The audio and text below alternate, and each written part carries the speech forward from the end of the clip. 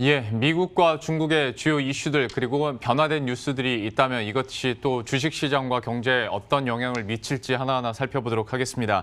미중산업경제연구소의 조용찬 소장과 함께합니다. 어서 오십시오. 예, 안녕하십니까? 예, 주식시장에서도 참 관심이 많았던 것이 중국의 그 외교 담당 정치국 위원이 다음 주면 뭐 우리나라를 방문한다라는 소식 때문에 갑자기 이제 중국 소비 관련주들이 좀 많이 뛰었거든요. 그리고 하다 보면 시진핑 중국 국가주석도 오는 거 아니야라는 기대감까지 지금 간 상황인데 이거 어떻게 돼가고 있는 겁니까?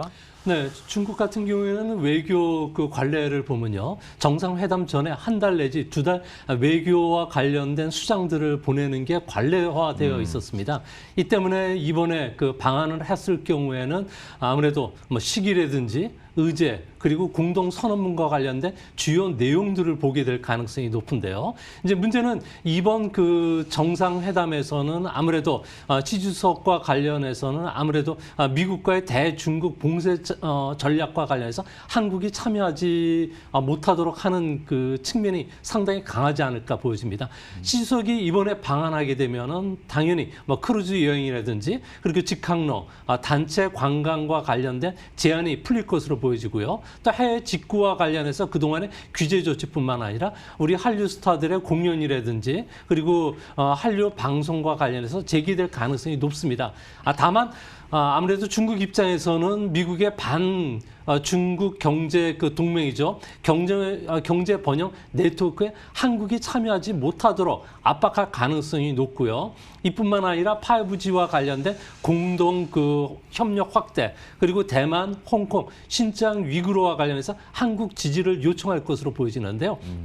다만 한중 정상회담이 미국 대선 직후에 열린다는 점에서는 앞으로 뭐 중국이 한국과의 그 공동 선언문 내용을 가지고 확대해서 중국의 제안이라든지 여러 가지 그 조치에 우리가 동의했다는 식으로 발표할 가능성이 크다는 점에서 미국 입장에서는 한국에 대한 대선을 앞두고서 상당히 좀 껄끄러운 관계에 놓일 가능성이 크지 않을까 보여집니다. 좀 앞으로 벌어질 어떤 스탠스나 그리고 신경전 에 대해서도 한번 짚어주셨고 구체적인 내용이 어떻게 나오는지도 저희들도 소식 계속 팔로우 해보도록 하겠습니다. 세계 경제에 대해서 한번 이야기해보도록 할 텐데 뭐 중국도 이미 지표로 확인된 바가 있고 미국도 특히 이번 주에 나온 어떤 소비자 물가랄지 이런 경제 지표들 보면 완전히 회복됐다고는 볼 수는 없겠으나 어쨌거나 회복 국면에 들어선 건 맞는 것 같습니다. 좀 어떻게 평가하고 계세요? 네, GDP 성장률보다 6개월에서 9개월 먼저 선행하는 지표가 있는데요. 이는 OECD 경기 선행 지표라고 합니다. 이 지표를 보면은 현재 세계 경제가 어느 국면에 와 있고 그리고 향후 방향성을 알 수가 있는데요. 중국 같은 경우는 이미 경기 회복 국면에 들어섰고요. 그리고 뭐 다른 나라들 같은 경우에는 현재 경기 침체 국면에서 빠르게 회복 국면으로 들어가는 모습을 보여주고 있습니다. 뭐 세계 경제는 4월 달을 바닥으로 해서 두 달 연속 V자형 반등을 보여왔는데요. 이런 추세라면은 3분기에 세계 경제는 회복 국면에 들어갈 가능성이 상당히 높습니다. 이렇게 되면서 3분기에 우리나라의 대중국과 관련된 수출을 비롯해서 선진국 수출이 크게 늘어날 것으로 보여지기 때문에 우리나라의 3분기 GDP 성장률 같은 경우에는 메릴린치를 비롯해서 국제투자은행들 같은 경우에는 플러스 2% 내외로 지금 보고 있는 그런 상황입니다. 이 때문에 이제 그 OECD 같은 경우에는 우리나라와 관련된 경제 성장률 전망치를 이번 주에 마이너스 1.2%에서 마이너스 0.8%로 0.4%포인트 끌어올린 것도 이 때문인 것으로 보여집니다. 예. 자, 그러면 이렇게 뭐 경기 글로벌 증시와 그다음에 이런 경기 선행지수 간의 상관관계 좀 이거는 어떻게 맥을 맞춰볼 수 있을까요? 네, OECD 경기 선행 지표를 보면은 세계는 지난 60년 동안에 무려 15번의 경기 순환 과정을 거쳤고요. 2000년 이후에 경기 순환 과정에서 침체 국면에서 회복 국면에 들어가는 기간들은 상당히 좀 짧은 그런 모습을 보여주고 있습니다. 이 때문에 현재 그 침체 국면에서 제로 국면까지 가는데 걸리는 시간이 기존에는 한 6개월에서 8개월 걸렸지만 이번에는 1분기 만에 이렇게 회복이 되고 있는데요. 아무래도 뭐 전 세계적으로 같이 재정 정책이라든지 그리고 규제 완화 그리고 큰 폭의 금리 인하를 통한 여러 가지 정책 효과가 나타나는 것으로 보여집니다. OECD 경기 선행 지표를 보면요. 1%포인트 정도 올라갈 때마다 세계 주가는 14.7 10%포인트 정도, 14포인트 정도 올라가게 되는데요. 이 때문에 경기 선행 지표로 봤을 경우에 내년 6월 달까지 경기 정점 때까지 세계 주가는 지금보다도 20% 정도 이론상으로 더 올라갈 수가 있기 때문에 뭐 현재 주가와 관련해서는 좀 긍정적인 측면에서 접근해 주시는 것도 바람직하지 않나 이렇게 보여집니다. 글로벌 증시의 추가 상승 가능성에 대해서도 어떤 지표의 상관관계를 통해서 설명을 해주셨고요.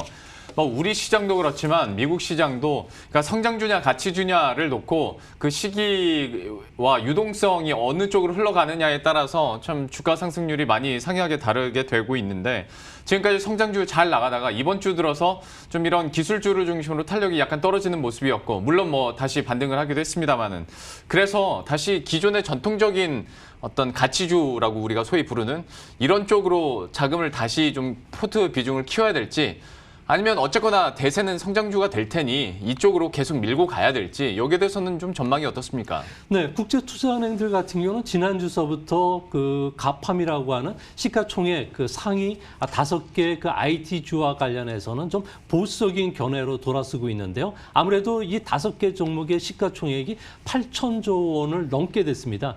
이는 그 시가총액으로 따져서 S&P의 24%로 사상 최대 규모고요. 그리고 세계 2위 증시라고 할 수 있는 일본 도쿄 증시 일부에 상장되어 있는 종목보다 시가총액이 무려 1,400조 원 정도가 더 많다고 합니다.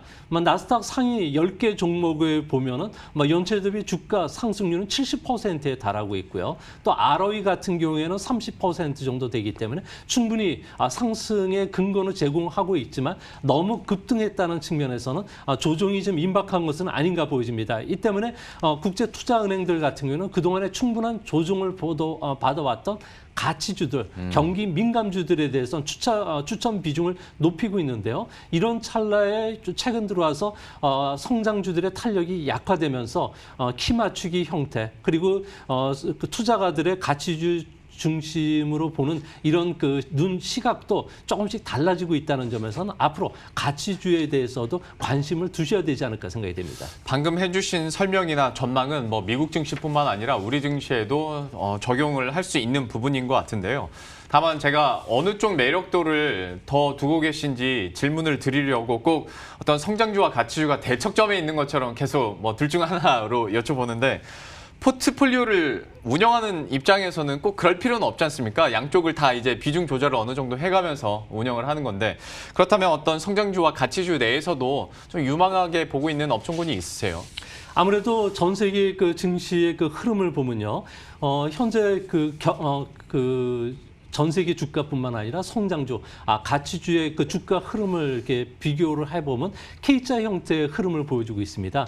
K자 흐름의 상단이라고 할 수 있는 디지털 그 트랜스포메이션과 관련된 종목들, 그리고 헬스케어와 관련된 종목, 그리고 그 국제 투자들이 상당히 중시하고 있는 흐름이죠. 환경이나 사회와 관련된 기여할 수 있는 종목들과 관련해서는 지금 주가가 좀 많이 상승을 했습니다. 하지만 K자 형태에서 마지막 부분인 경기 민감주들 같은 경우에는 현재 주가가 의외로 상당히 저평가 받아 있는 상태고요. 또 기업 실적 같은 경우에도 이번 4분기를 기점으로 해서 크게 반등을 하고 내년 1분기부터는 V자형 회복이 가능하다는 점에서는 지금 현재 저평가되고 있는 이런 경기 민감주들 또 세계 경기가 이제 분명하게 회복 국면에 들어서고 있다는 점에서는 앞으로는 그 가치주에 대한 투자와 관련된 비중을 좀 더 확대시켜줄 필요가 있지 않나 이렇게 보여집니다. 가치주 중에서도 그러면 상대적으로 지금까지 못 올랐는데 다시 좀 회복을 할 수 있는 그러니까 이번 주 같은 경우에는 보잉도 좀 미국 증시에서 상대적으로 큰 강세를 기록하기도 했었는데 조금 더 업종군을 좀 좁혀주실 수 있을까요? 네, S&P 500 기업들의 실적을 보면 현재 70% 이상 기업이 실적을 발표했는데요. 이 중에 IT 기업들이라든지 헬스케어 관련 주들 같은 경우에는 시장 예상을 뛰어넘는 어닝 서프라이즈 비율이 90% 정도 됐습니다. 이는 그 IT 주들이 이번 그 2분기에도 여전히 선방을 하고 있기 때문에 그런데요. 이제 문제는 4분기부터 가치주들의 그 선방이 경기 회복과 관련해서 뚜렷해질 가능성이 높습니다.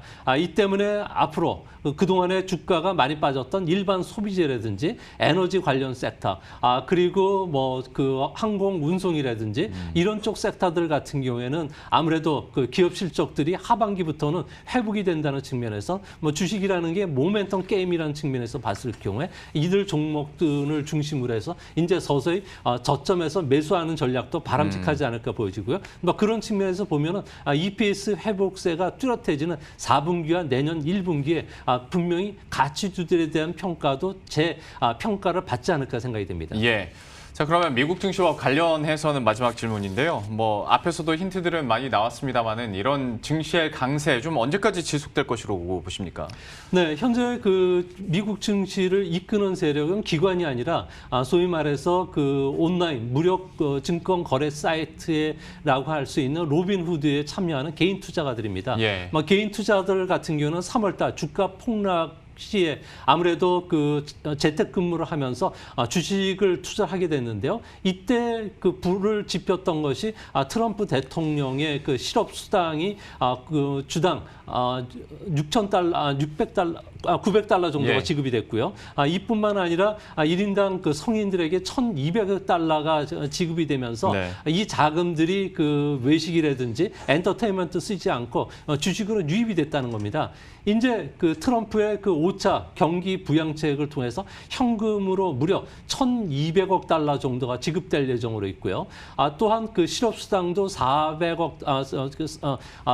400달러 정도가 지급이 된다는 점에서 개인들을 중심으로 해서는 그 매수세가 유입이 될 가능성이 높지 않나 보여집니다. 로빈후드를 통한 개인 투자가들 같은 경우에는 아무래도 가장 좋아하는 종목이 최근 들어와서는 은을 많이 투자를 하고 있고요. 가치주에 대해서 다시 재평가를 하고 있다는 측면에서 이들 종목군들의 그 움직임이 좀 더 빨라질 가능성이 크고 이런 자금 흐름은 미국이 경기 부양을 계속하는 한 아무래도 버블을 형성할 가능성도 있지 않을까 보여집니다. 예. 워낙 경기 부양책이 자주 많이 나와가지고 저도 이제 뭐 규모 자체도 헷갈리고요. 예, 뭐 계속 쏟아지고 있는 상황입니다. 어쨌거나 추가적인 상승에 대한 기대감은 뭐 당연히 계속 나오고 있는 것 같고 금에 대해서도 한번 여쭤보도록 할 텐데, 그러니까 이번 주 들어서 또 한번 낙폭이 있긴 했었는데 오히려 뭐 시장 분위기로 봤을 때는 떨어질 때 난 더 살래라는 분위기는 확실히 있는 것 같습니다. 금 투자에 대해서는 좀 어떻게 전망하고 계세요? 네, 뭐 주식 투자 여러분들은 뭐 잘 아시겠지만 엘리어트 파동을 보시면요, 현재 금 가격은 1차 상승 후에 조정 국면에 들어간 것으로 보여집니다. 엘리어트 파동의 가장 큰 폭의 그 상승을 기록하는 점은 이제 앞으로 시작되는 그 3차 파동이 되는데요. 현재 금과 관련해서는 투기 수요가 그동안에 ETF를 통해서 매수세가 유입되면서 올랐지만 앞으로는 해지 수요들이 금 가격의 상승을 이끌지 않을까 보여집니다. 금 가격이 얼마나 더 올라갈 수 있는지를 계산하는 지표가 있는데요. 실질 금리와 본원 통화 증가 속도입니다. 현재 이 두 가지 지표는 금 가격과 상관관계가 0.8 이상으로 상당히 그 강한 모습을 보여주고 있는데요. 이를 근거로 해보면 2032년까지 최소 5,500달러에서 많게는 15,000달러까지도 올라갈 수 있다는 그 보고서들이 지금 나오고 있습니다. 또한 수급 측면에서 보면은 금은 연간 3,400톤 정도로 생산하는데요. 금이 현재 가채 채굴량으로 봤을 경우에 15년에서 20년이면 금을 채굴할 수가 없는 상황까지 들어간다고 합니다.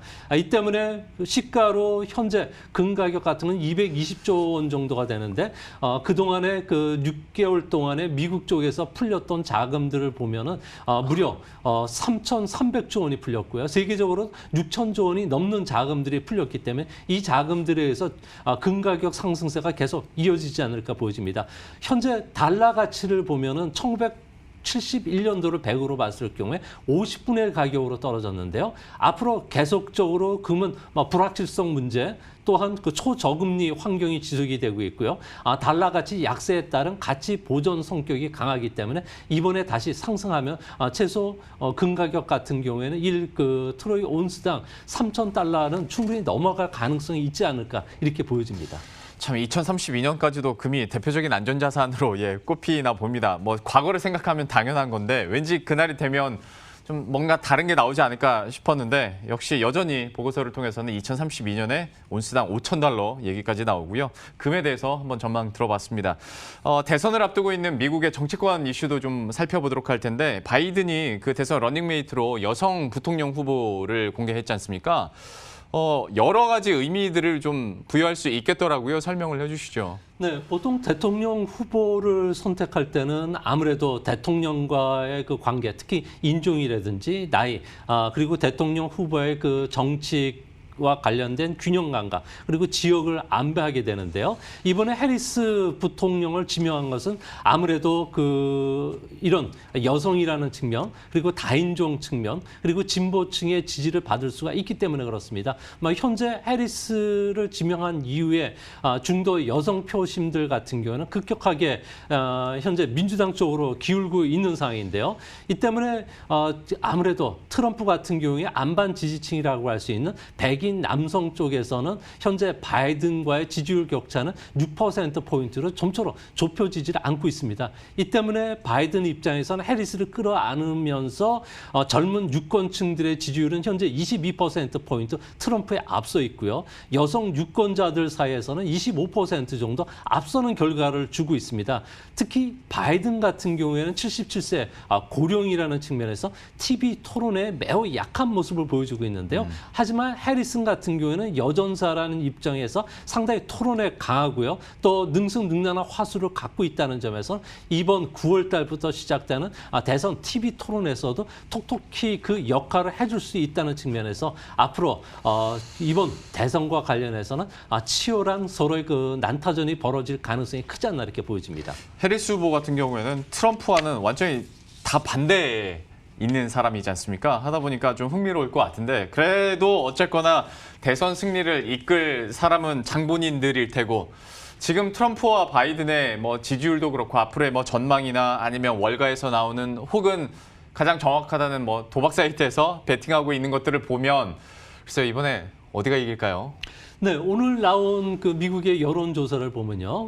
현재 트럼프가 맹렬하게 추격을 하면서 6.5%포인트까지 지지율 격차를 줄였다가 이번에 해리슨이 지명이 되면서 7%대로 다시 확대되는 그런 분위기를 보여주고 있는데요. 미국에서는 온라인과 관련된 도박 사이트에서 대선 후보와 관련된 승리 확률을 계산했다고 합니다. 바이든 같은 경우에는 현재 61%고요. 트럼프 같은 경우는 36%로 예측이 되고 있다고 합니다. 이제 대선과 관련해서는 2016년도와 같이 숨은 표들이 좀 나타나긴 상당히 어려울 것으로 보여지고요. 또 이거와 관련해서 대선과 관련돼서 미국 안에서도 노스트라다무스라고 부르는 사람이 있습니다. 아메리칸 대학의 엘렌 닉트먼이라는 교수가 있는데요. 이 사람은 1950년서부터 1980년까지 미국 대선과 관련돼서 경제나 사회 불안 문제, 스캔들, 카리스마와 관련해서 13개 카테고리를 뽑아서 이 중에 6개 이상의 카테고리가 저촉이 됐을 경우에는 대통령이 재임될 가능성이 낮다고 평가를 받고 있는데요. 지금까지는 계속 맞춰왔는데 현재 추세를 보면은 바이든이 승점 7 그리고 트럼프 같은 경우에는 승점 6으로 바이든이 이번에 대선 확률이 상당히 높다고 합니다. 앞으로 이제 대선과 관련해서는 많은 변수들이 있는데요. 민주당 같은 경우는 젊은층, 흑인층이 많다 보니까 막상 대선일 날 날씨에 의해서 영향을 많이 받는다고 합니다. 투표율이 낮기 때문에 그렇고요. 또 이뿐만 아니라 러시아라든지 중국, 이란이 SNS 통해서 여러 가지 음해 공작들을 펼치고 있다고 하기 때문에 이런 다양한 변수들을 고려했을 경우에 이번 대선은 누구가 확실하게 승리를 굳혔다고 하기에는 현재로서는 여전히 좀 어려운 상황이 되지 않을까 보여집니다. 그러면 트럼프 대통령 입장에서 재선이 되느냐 마느냐를 가늠할 수 있는 지표나 트리거는 뭐가 있다고 보십니까? 네, 현재 대통령이 재선에 실패했던 적은 2차 세계대전 이후에 딱 3번 있었는데요. 38대 포드 대통령, 그리고 39대 그 카터 대통령, 41대 그 아버지 부시 대통령 때였습니다. 이때 공통점으로 보여주는 점이 실업률이 7%대까지 육박했었고요. 경기가 침체 국면에 빠졌다는 겁니다. 근데 FRB 같은 경우에는 대선이 있는 4분기에 미국의 실업률 같은 경우는 9%대로 상당히 고공행진을 할 것으로 보여지고 있기 때문에 트럼프 입장에서는 경제 정상화를 통해서 실업률을 빨리 낮추는 게 목적이고요. 또한 경기 활성화를 위해서 대규모 재정 정책을 계속 펼칠 수밖에 없는 상황입니다. 이 때문에 앞으로 80일간 그 동안에 서로의 그 경제 정책 공약이 주요 타겟이 되는데요. 이 때문에 바이든 같은 경우는 우세를 선점하기 위해서 500만 개 신규 일자리와 관련해서 여러 가지 정책들을 내놓는다면서 앞으로 대선과 관련된 이슈는 일자리와 관련된 이슈가 될 가능성이 크지 않나 보여집니다. 그러니까 미국의 과거 역사를 보면 정치를 실패하면 재선이 그래도 가능한데 경제를 실패하면 재선이 안 되는 경우들이 계속 나오다 보니까 트럼프 입장에서는 어떻게든 지표를 끌어올려야 되고 그중에 하나 가장 확실한 건 중국 때리기가 아닐까 싶은데 그러면 이게 조금 더 노골화되고 가속화될 수도 있겠네요. 네, 대선을 앞두고 미중 관계는 상당히 악화될 수밖에 없는 구조를 가지고 있는데요. 이 때문에 현재 워싱턴에서는 5가지 시나리오를 가지고 분석을 하고 있다고 합니다. 대만은 앞으로 정상 국가로 인정을 해주고 또 국교 수립과 관련해서 일정한 절차를 밟겠다는 건데요. 그에 앞서서 미군 같은 경우에도 대만에 군사 동맹을 맺고 군사를 파견하는 방안이 현재 거론이 되고 있다는 점에서 앞으로 양안 간의 갈등이 좀 더 심화될 가능성이 큽니다. 또 한 가지는 코로나와 관련된 배상 압력을 높일 것으로 보여지는데요. 국제 민사소송에서는 국가는 피고인이 될 수가 없습니다. 하지만 개인 그리고 공산당에 대해서는 아무래도 피고석에 앉을 가능성이 큰데요. 공산당 자체가 이번에 코로나와 관련된 정보를 은폐했다는 측면에서 앞으로 미국 같은 경우에는 소송을 통해서 공산당원 가족들이 미국에 숨겨놓은 4천억 달러에 대해서 동결할 가능성이 있다고 합니다. 또 한 가지는 군사적 행동인데요. 남중국해와 관련해서는 현재 무력 시위를 미국이 지금 하고 있는데요. 아무래도 남중국해와 관련해서는 봉쇄를 했을 경우에 하이난 중국의 원자력 잠수함 기지를 압박할 수가 있고요. 말라카 해협에 중국의 해상로를 봉쇄할 수가 있기 때문에 유력한 카드로 지금 꺼내 들고 있다고 합니다. 또 한 가지는 금융면에서 홍콩을 압박하는 건데요. 이 때문에 폐기제를 못하게 만들었을 경우에는 중국에 들어가 있는 많은 이탈 자금들이 빠져나올 것으로 보여지고요. 홍콩에 있는 다국적 은행들이 갖고 있는 2조 달러의 자금이 빠져나왔을 경우에는 중국이 손을 들 수밖에 없다는 겁니다. 또 한 가지는 정보전인데요. 현재 중국 같은 경우에는 모든 정보를 통제를 하고 있기 때문에 미국이 예산만 지원해 준다면은 중국의 그레이트 방화벽을 허물 수가 있다는 겁니다. 이렇게 되면 중국 공산당의 부패 문제를 거론하면서 중국 정부를 흔들 수가 있기 때문에 앞으로 남은 80일 동안 대중국과 관련된 치열한 신경전은 좀 더 치열해질 가능성이 크지 않나 보여집니다.